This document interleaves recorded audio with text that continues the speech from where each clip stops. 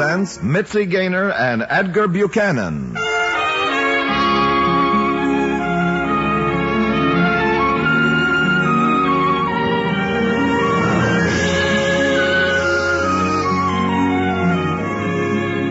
From Hollywood, the Mutual Network, in cooperation with Family Theater, presents The Last Battle, starring Edgar Buchanan. And now, here is your hostess, Mitzi Gaynor.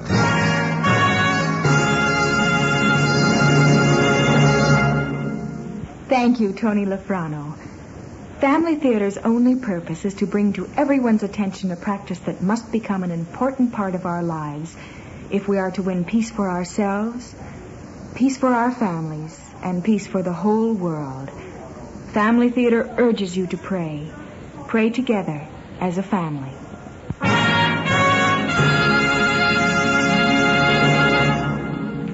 And now to our transcribed drama, The Last Battle, starring Edgar Buchanan as the narrator.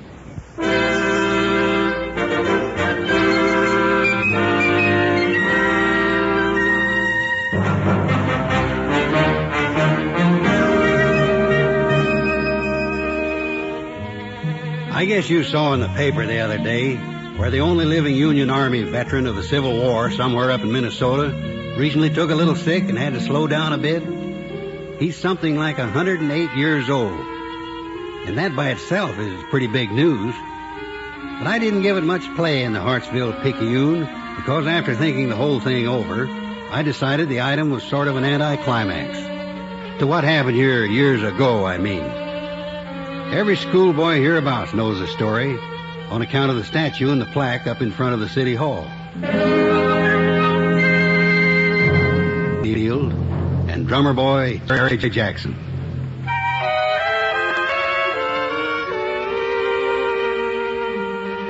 Of course, I hadn't even been born when the trouble began back in '65. Technically, Hartsville fought on the side of the Union, but it was in a state that had a little trouble when the war first started, making up its mind which way to jump. So after it was over, especially following Lee's surrender to Grant at Appomattox, there were men coming home to Hartsville wearing gray as well as blue. Say, Jerry, drummer boy. Huh? Will you look what's coming up the street setting his horse like he ain't heard who lost the war? That's a Reb. An officer. And not just any officer. What? You remember Haskell Summerfield. That ain't Summerfield. Look at that ragtag and with a black beard on him. It's Summerfield right on. The high and mighty Mr. Haskell Summerfield. Oh, what's a man from Hartsville doing in a Reb uniform? You'll see some more of him before you're through. Come on, let's welcome him home. I got no welcome for any Reb. Come on, the war's over. So, Major Summerfield. Oh. Yes? Remember me? Clement Harris. Used to clerk down at White's place. Oh, of course, Harris. Glad to see you came through it alive. No thanks to you. How's that? Major, you remember Jerry Jackson. His father ran the blacksmith shop. Certainly. You were just a boy when I last saw you. Well, I ain't a boy anymore. Oh, I see. Ain't a Reb either. Jerry. Perhaps if you were, the outcome might have been different.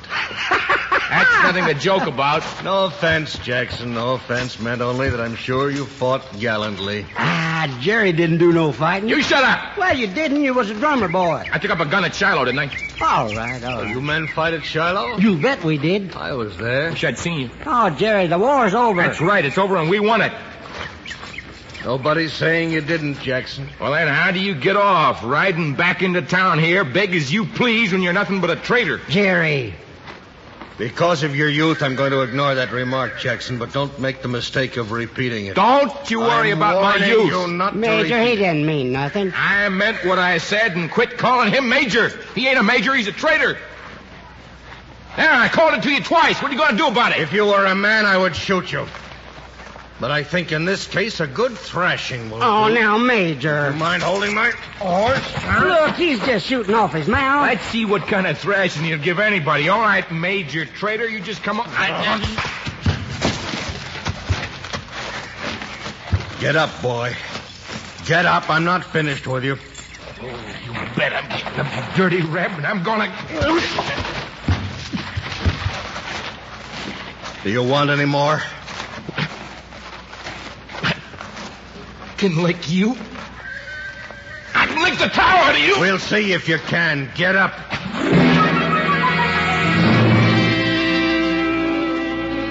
Jerry Jackson got up again. He got up better than a dozen times. He even landed a couple of good ones on the major.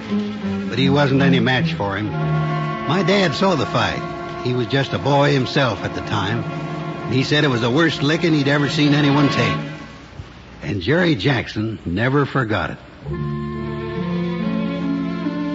At the time, he was scarcely 18 and Major Summerfield almost 40.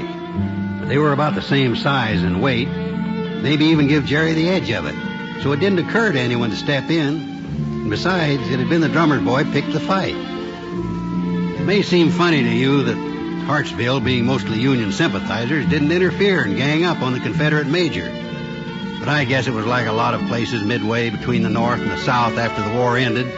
People wanted to leave it that way. If two men had a disagreement, that was their own business.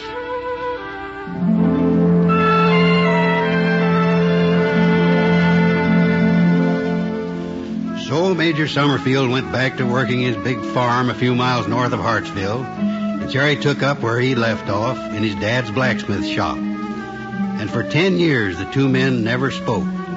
Jerry shod the Summerfield horses regular as the seasons, and the major paid him face to face so much a shoe, but not a word passed between them. And folks got to where they were slow to speak of it in front of Jerry, because he was coming up in the world. What he'd made, he'd saved or put into land. And when he married Henry White's daughter and took control of the general store and the harness shop her dad had left her, well, outside of George Tuckle, the banker, and maybe the major himself, Jerry Jackson, at 28, was one of the wealthiest men in the county. See, that was in 75, the year the trouble about Decoration Day parade started. Jerry, Mr. Tuckle? did you see the news in the Picayune? Oh, what's up? Hey, look. State legislature has just passed a bill legalizing May 30th as Decoration Day, honoring the Civil War dead. Yeah, so I heard. Well, now, I'm forming a committee to fix up a parade and arrange to decorate the graves. I was kind of hoping that you'd be willing to serve on it. I'd be glad to. Yeah, all right. I've already spoken to Todd Barnes and Major Summerfield, and the firemen's band said that What's Summerfield doing in this? Well, he served. He served with the rebels. Well, so did a dozen other men in town, and two of them are since dead. This isn't a holiday for rebels. You mean you think I'm going to organize a parade that marches out to the cemetery and passes up the graves of the Confederate dead? This is not the South. It's closer than you think. Now, Jerry, I understand exactly how you feel about Summerfield. He's a traitor. And he beat you up. It's got nothing to do with it. Not a thing. All right. But you're a war veteran, and I think a man of your position in Hartsville should be on this committee. I'm not asking you to forgive anything that you can't forgive. All I'm saying is, don't cut off your nose to spite your face. Yeah. All right, George. You'll serve on the committee? I'll serve on it. With Summerfield and the others? I said I'd serve on it.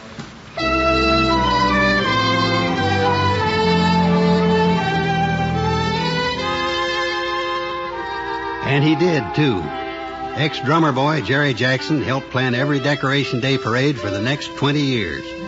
And a lot of folks thought the axe had been buried.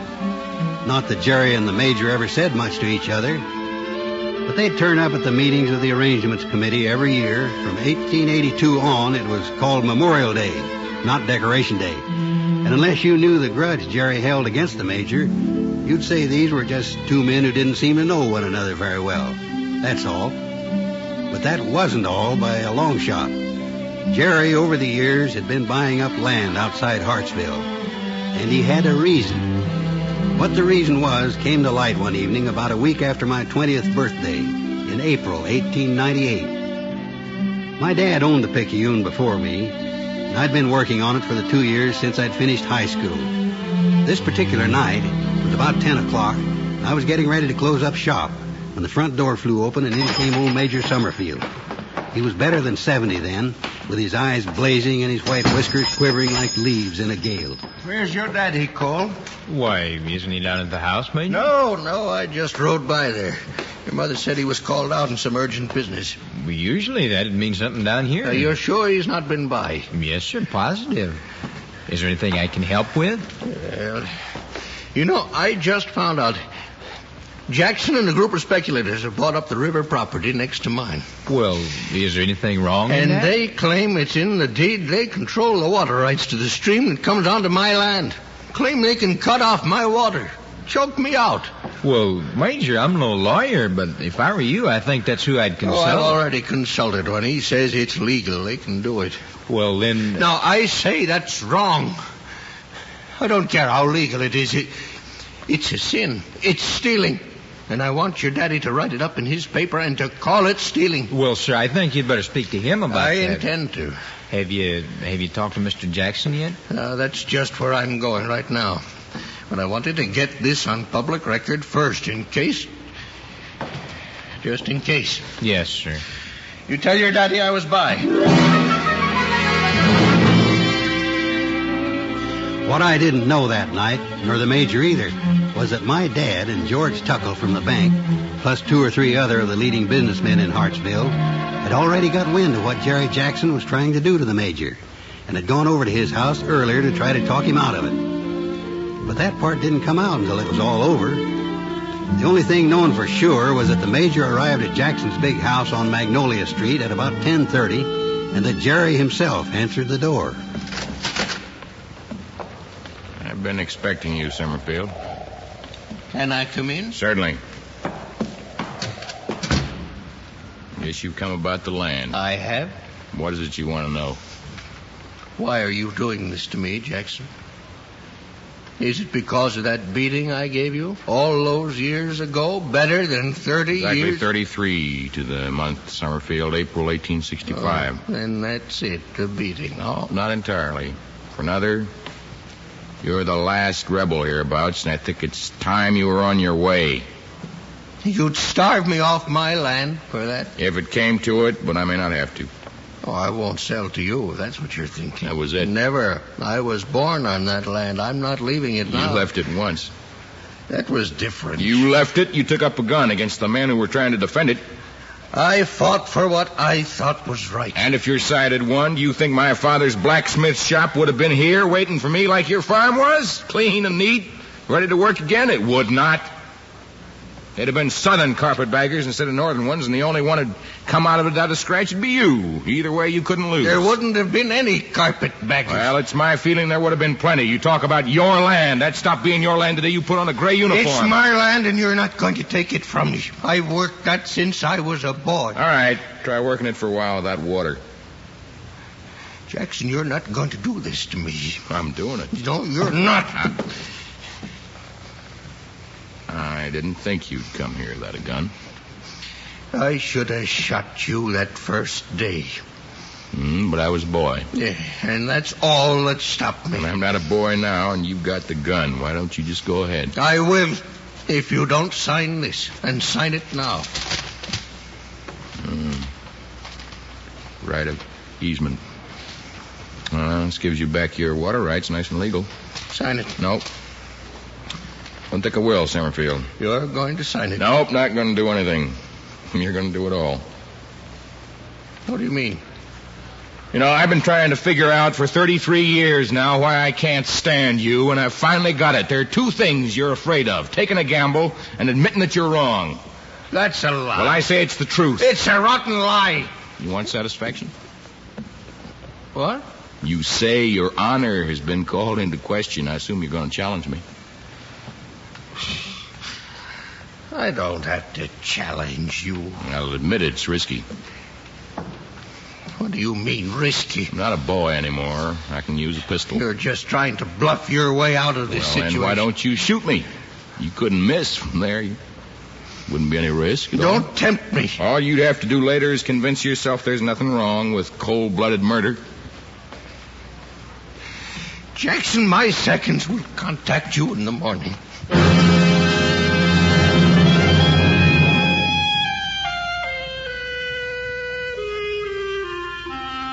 Well, by George, when it first came out the next day that Jerry Jackson and Major Summerfield were planning to fight a duel, nobody knew what to think. And then, before any of us had a chance to decide, the telegraph operator down at the train station got a message flashed to him that Spain and the United States were at war. And I had to tear up the whole front page of the Picayune and start all over again.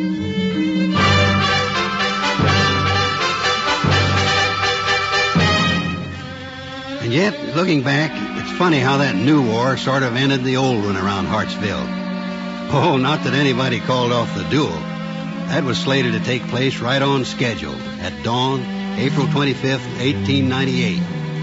But then, about 1 o'clock that morning, Dr. Jensen, the local sawbones, routed both George Tuckle and Jerry Jackson out of bed to say that the major had had a heart attack. It looked like he wasn't going to last. And he wanted to see his opponent once more. You go ahead, Jerry. I'll wait out here. I wish you'd come in with me, George. Well, whatever you want.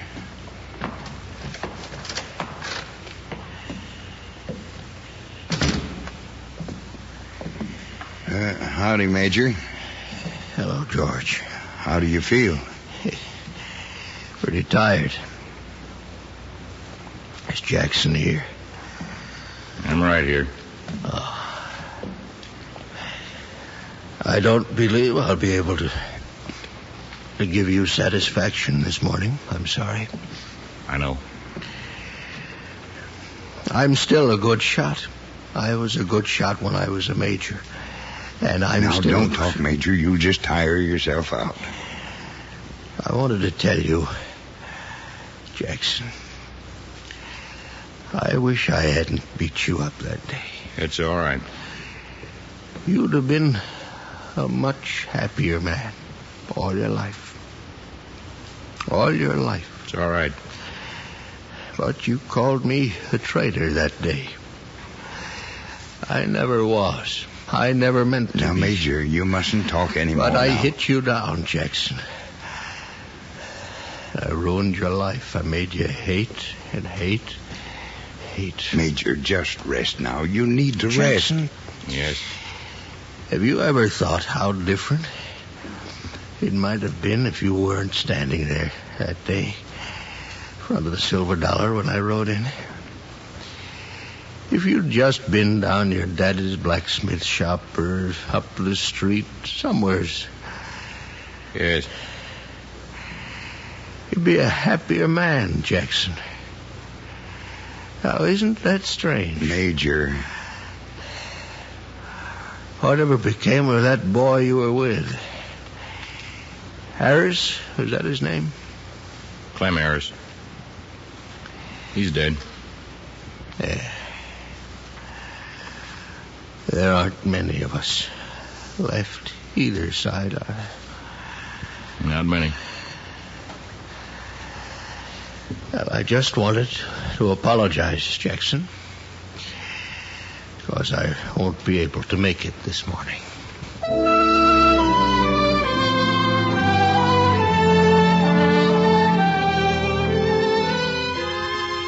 The Major rallied a little bit the next day, but everybody could see it was just a matter of time. Doc Jensen said even if there wasn't any relapse or another attack, he didn't give the old soldier more than a month. Doc was a pretty good guesser. On May 26th, just 31 days after he first took sick, Major Summerfield died quietly in his sleep. It'd be an exaggeration to say that the Spanish-American War was completely forgotten with the Major's passing, but between most folks' preoccupation with one event or another, it was late the following afternoon when George Tuckle received an official-looking letter from Washington and first realized that not a single arrangement had been made for Memorial Day. Yeah, but, Jerry, according to this letter, a personal representative of the president is coming here. Now, we've got to have some kind of ceremony. Why did they single out Hartsville? Well, it's not just Hartsville. It's almost a dozen towns, but most of them are like Hartsville. Places with both Confederate and Union veterans in them. The idea seems to be that the government wants to show the rest of the world that the people of the United States have closed ranks in this new war, and that the old bitternesses have all been forgotten. Well, we better take Hartsville off their schedule. Our last rebel is gone. Well, Jerry, I got to thinking about that on my way over here. Thinking about what? The Major. Nothing to think about. He's dead. Yeah, but he ain't buried yet. Now, what would you say to giving him a Memorial Day funeral? Full military honors. No. Now, Jerry. No, he's got no military honors coming. Not from Hartsville, he hasn't. Jerry, the man's dead. He can't hurt you anymore. That isn't that. And you licked him. And if it's any satisfaction, you finally licked the tar out of him. It was too late. It came too late. All right. But now it's over. Maybe you and I don't believe in what the Major fought for. Maybe as he grew older and got to looking back, even he stopped believing in it. Why didn't he admit it? Well, I'm just saying maybe. Now, for all I know, he died thinking the Confederacy was right. And you say we should give a man like that a military funeral? Yes, because when he fought gallantly for what he believed in. You can't dishonor a man like that. I don't care what side he was on. It's not a case of fighting. That's all it is. Like even as a boy, when you took up a rifle at Shiloh. I never took up a rifle. What? And Summerfield knew it. Right away that first day home for 33 years. He never let me forget. He knew I was lying. Well, I don't think it matters anyway. You were just a kid. That night, he took sick when he asked me whatever became of Clem Harris. Yes? He was just telling me he hadn't forgotten it. I hadn't got my rib. When I come home, he was the first one I saw. And that's how it started. Well, you finally got him. Yeah. Now, don't you think he deserves a decent burial?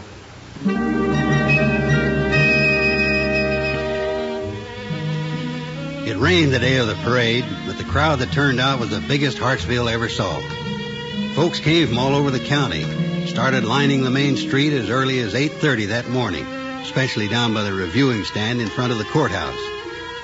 I was watching from a window in the third floor of the Picayune building. I couldn't make out a single face among the spectators because they were all hidden under the black, glistening tops of umbrellas.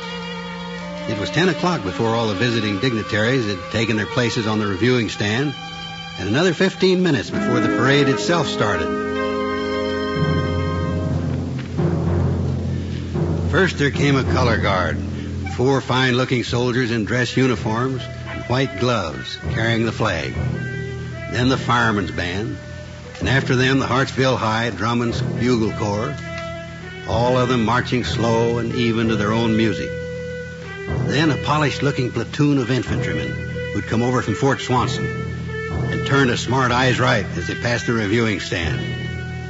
And after them, the major. His casket mounted on a caisson because he was cavalry, draped over half and half by the red, white, and blue and the stars and bars. And right behind the caisson, walking slow, his eyes down, was Jerry Jackson, carrying the major's sword. With the rain going like it was in everybody's face, you couldn't tell the genuine mourners from those who were just getting soaked. But on they marched, all the way down Main Street, out of town, up the long hill to the cemetery.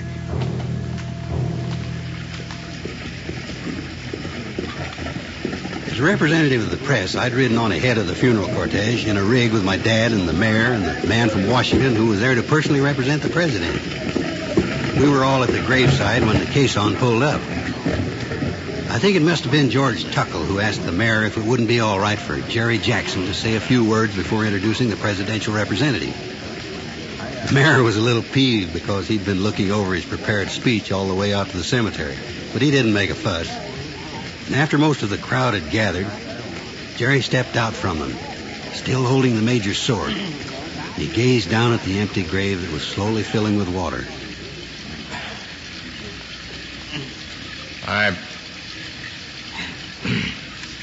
just want to say I think that although the man we're burying here today was never a friend of mine,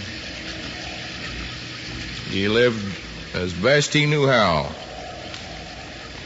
by his own lights. Now that those lights are out, it's no part of mine except to speak well of the memory of Major Haskell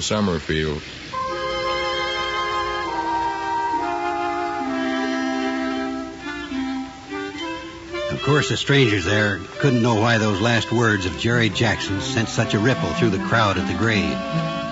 Because, you see, he'd never called Haskell Summerfield a major. Not once in 33 years. And now that he had, we all knew it was over and forgiven, and that the last battle of the war was finished. That's why just recently I didn't see much point in playing up the story of the last Union veteran who was 108 years old. Because it'd be kind of an anticlimax to anyone in Hartsville who had seen the statue and the plaque up in front of the city hall. The one of the two figures of the Union drummer boy taking the sword from the Confederate major.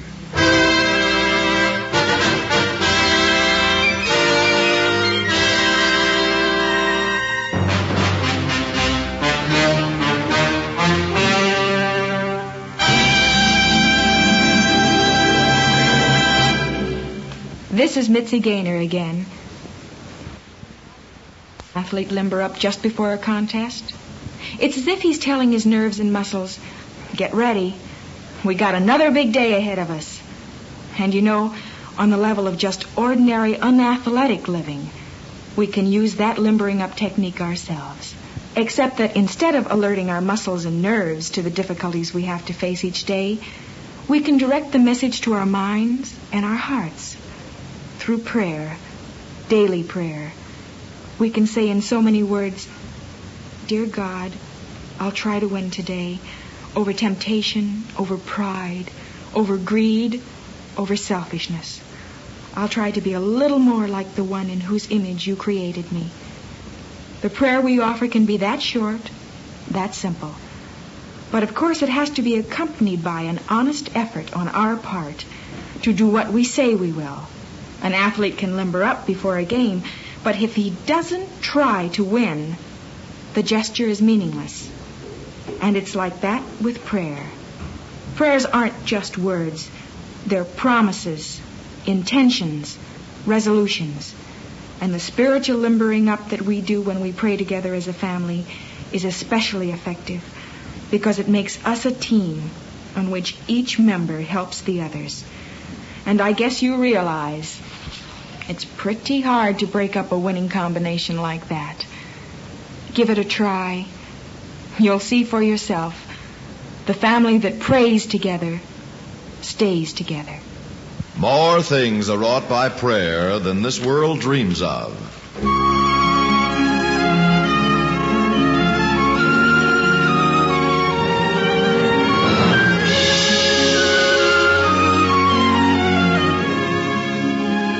From Hollywood, Family Theater has brought you transcribed The Last Battle, starring Edgar Buchanan. Mitzi Gaynor was your hostess.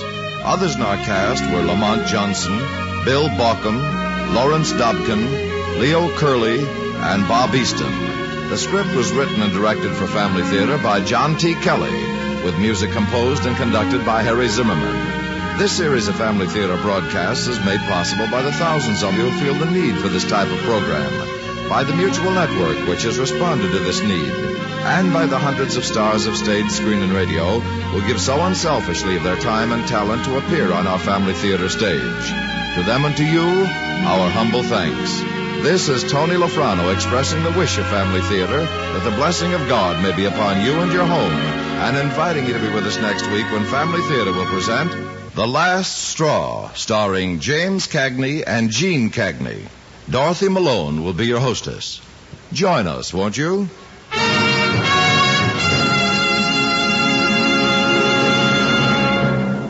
Family Theater is broadcast throughout the world and originates in the Hollywood studios of the world's largest network. This is Mutual, the radio network for all America.